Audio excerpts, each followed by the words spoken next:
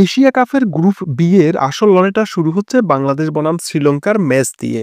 কোন দুটি দল যাবে সুপার ফোরে তার কিছুটা আঁচ কিন্তু এই ম্যাচে পাওয়া যাবে। আপনাদের মতে কোন দুই দল যাবে সুপার ফোরে? আফগানিস্তান শ্রীলঙ্কা, আফগানিস্তান বাংলাদেশ, নাকি বাংলাদেশ শ্রীলঙ্কা? কমেন্ট করে জানাতে পারেন।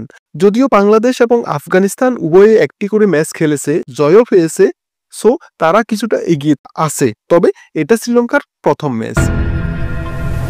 বাংলাদেশ এবং শ্রীলঙ্কা দুই দলেরই অন্যতম শক্তির জায়গা হলো তাদের ওপেনিং জুটি। বেশ ভালো ফর্মে আছে তারা। লাস্ট তিনটা সিরিজে ভালো শুরু করেছে বাংলাদেশের তানজিদ তামিম এবং পারভেজ হোসেন ইমন। অন্যদিকে শ্রীলঙ্কার ওপেনিং পার্টনার আরও অসাধারণ। নিসাঙ্কা এবং কুশাল মেন্ডিস আছেন বেশ ভালো ফর্মে। দুটি দলেরই সবচেয়ে বড় শক্তির জায়গা এই ওপেনিং পার্টনার। তারা ভালো শুরু করে দিচ্ছেন। আবার বাংলাদেশের ৩ নম্বরে ব্যাট করা লিটন দাসও ফর্মে ফিরেছেন। এই জায়গায় সম্ভবত তাই কিছুটা এগিয়ে থাকবে বাংলাদেশ শ্রীলঙ্কার তুলনায়। কিন্তু জিম্বাবুয়ের বিপক্ষে লাস্ট টি-20 ম্যাচে আবার রানও পেয়েছে ৩ নম্বরে ব্যাট করা কামিল মিশ্রা, হয়েছেন ম্যাচ সেরাও। বিস্ময়কর হলেও এই দুই দলের ইনিংসের অসাধারণ শুরু করে দিচ্ছেন এই তিনজন। দুই দলেরই আবার উইকজন একই বিন্দুতে এসে মিলেছে, সেটা হলো তাদের মিডল অর্ডার বা লোয়ার মিডল অর্ডার। সবশেষ হংকং ম্যাচে আমরা তাওহিদ হৃদয়ের কাছে এক্সপেকটেশন অনুযায়ী ব্যাটিং পাইনি। তিনি খুবই ধীরগতির ব্যাটিং করেছেন, তিনি ঠিকমতো বল কানেক্ট করতে পারছিলেন না, যথেষ্ট স্ট্রাগল তাকে আমরা করতে দেখেছি।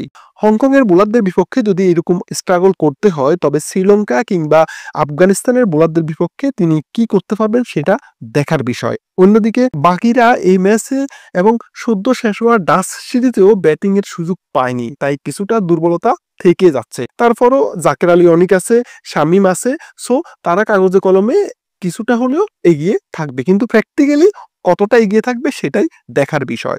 শ্রীলঙ্কাও মিডল অর্ডার এবং লোয়ার মিডল অর্ডারে খুব একটা সুবিধাজনক অবস্থানে নেই। তাদের আসালাঙ্কা, সানাকা বা কামিন্দু মেন্ডিস কেউই কিন্তু ভালো ফর্মে নেই। তবে কামিন্দু মেন্ডিস লাস্ট কোন একটা ম্যাচে যেন দেখলাম ভালো একটা ইনিংস খেলতে পেরেছেন। দুই দলের বোলিং লাইন আপ অন্যতম শক্তির জায়গা। আবুধাবিতে ম্যাচ, সো স্পিনাররা সুবিধা পাবে। শ্রীলঙ্কার সেখানে হাসারাঙ্গা, থিকসানারা ভালো করবে আশা করা যাচ্ছে। দুশান্ত সামিরা ভালো ফর্মে আছে। অন্যদিকে বাংলাদেশের মাহেদী, রিশাদ হোসেন, সাথে মুস্তাফিজের কাটার আর তাসকিনের গতি, এক কথায় অসাধারণ একটি বোলিং লাইন আপ। তবে আশার কথা, সবশেষ ম্যাচে দুর্দান্ত বোলিং করেছেন তানজিম সাকি। আগে ব্যাট করা দল যদি 160+ রানের টার্গেট দিতে পারে, তবে পরে ব্যাট করে সেটা শেষ করা কিছুটা কঠিন হয়ে যাবে, কারণ দুই দলেরই বোলিং লাইন আপ যেহেতু ভেরিয়েশনে পরিপূর্ণ। আই থিঙ্ক টসে জিতে উচিত হবে ব্যাটিং এর সিদ্ধান্ত নেওয়া। দুই দলের কোনো দলেই যেহেতু হাই স্কোরিং করার কোনো ব্যাটসম্যান ওই অর্থে নেই। আমি এটা এই অর্থে বলতেছি যে ইন্ডিয়া অস্ট্রেলিয়ান ব্যাটসম্যানদের পার্সপেক্টিভ থেকে যদি আমরা দেখি, তাহলে শ্রীলঙ্কা বলি কিংবা বাংলাদেশ, সে অর্থে দুই দলের কারোরই কোনো হার্ড হিটার ব্যাটসম্যান নেই। সুতরাং 160 or 165 is a enough for win. এছাড়া উইকেটও কিছুটা স্লো থাকার কথা।